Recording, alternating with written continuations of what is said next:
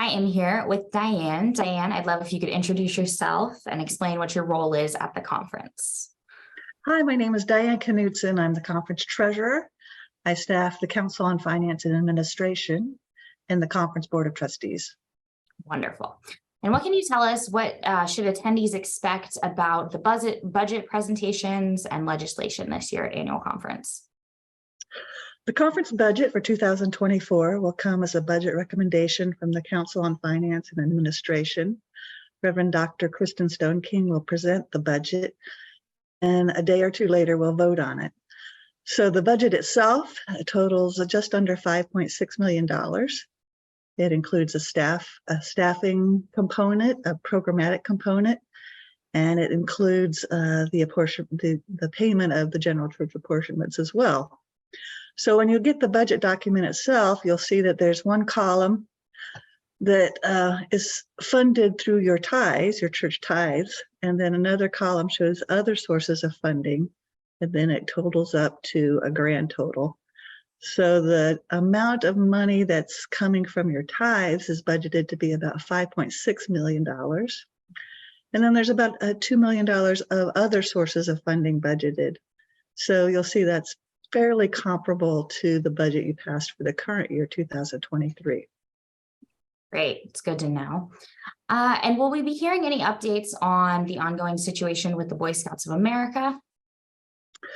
I believe that there will be a report. I'm not sure if it will come from me or from the Conference Board of Trustees, but we will give you an update on the Boy Scouts of America bankruptcy. And I can give you a brief update here if that would be helpful.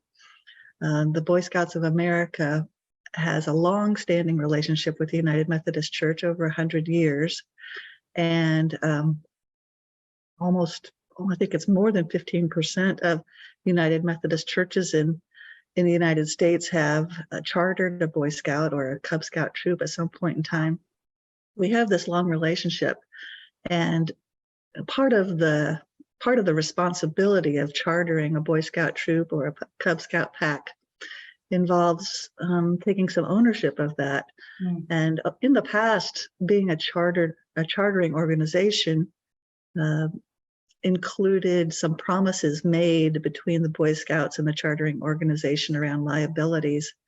So the Boy Scouts of America had promised to provide liability coverage for our United Methodist chartering organizations, but the Boy Scouts of America declared bankruptcy a few years ago, and they're currently in this process of a bankruptcy court, a long bankruptcy court settlement.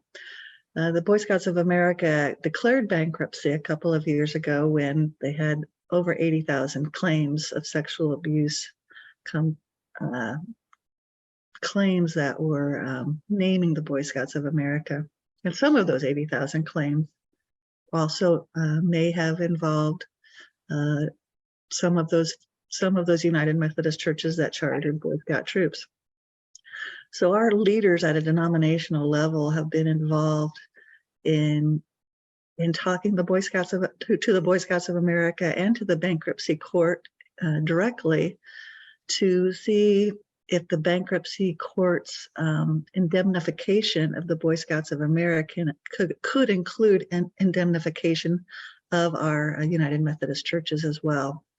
So we've been very fortunate to have leaders at the national level of the United Methodist denomination involving our denomination in these talks, so that in the end, when the Boy Scouts of America bankruptcy gets approved, and it looks promising that will be approved in the next year, hopefully, that our United Methodist churches in total will be indemnified from those 80,000 claims. Wow, that's important information, I'm sure, for all of our local churches, all the way up the denomination. The other thing I need to add, though, Hannah, is that the settlement, that Boy Scouts of America settlement, involves, as I said, something like 80,000 claims, and the settlement involves a significant amount of money, right, to keep all of those claimants from litigating separately their claims. There is a trust fund that's being established as part of the bankruptcy, and our denomination has committed a significant amount of money to be included into that trust fund, and that's been divvied up between our conferences, and our conference has a share that will be ultimately, some of it will be requested from our churches, and some of it will be paid for by the annual conference funds themselves. So yeah, important things to keep in mind and for us all to be aware of moving forward. Right.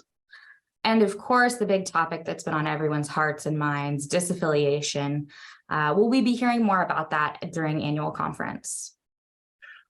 A bit, yes. We expect to have 6 churches requesting disaffiliation of our annual conference this June. And so our conference board of trustees will be meeting, and we'll be submitting the legislation, one piece of legislation for the disaffiliation of all 6 of those churches. And so when you see it at annual conference, it will be one piece of legislation, and you'll take one vote, either approving them or not approving them. That's the only vote allowed by an annual conference session. And so that will likely be a really meaningful part of this annual conference session. We have 6 churches. I'm not sure if they will have representatives at the annual conference session or not, but because it's a vote of the annual conference session, but there will be a presentation and opportunity to ask questions, and then the annual conference session will take its vote. Yeah. Well, thank you, Diane, for keeping us up to date and being there for all of these kind of difficult things our conference is wrestling with, and some of the hard stuff we don't always want to think about. I appreciate it, and we look forward to hearing more and learning how our conference is going to move forward through these difficult times. Thank you. Thanks so much, Anna.